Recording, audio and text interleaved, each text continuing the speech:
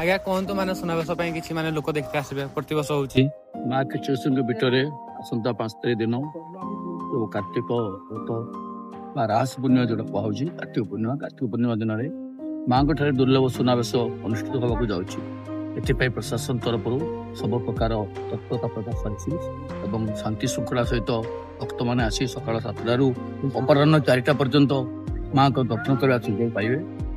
ମାଙ୍କର ଦର୍ଶନ ସହିତ ମାଙ୍କର ସବୁ ସ୍ୱତନ୍ତ୍ର ଭୋଗର ମଧ୍ୟ ବ୍ୟବସ୍ଥା କରାଯାଉଛି ଏବଂ ସମସ୍ତ ଭକ୍ତ ମାଙ୍କୁ ଦର୍ଶନ କରିବେ ଏବଂ କୃପା ଲାଭ କରି ମାଙ୍କ ପ୍ରସାଦ ସେବନ କରି ଯାଇପାରିବେ।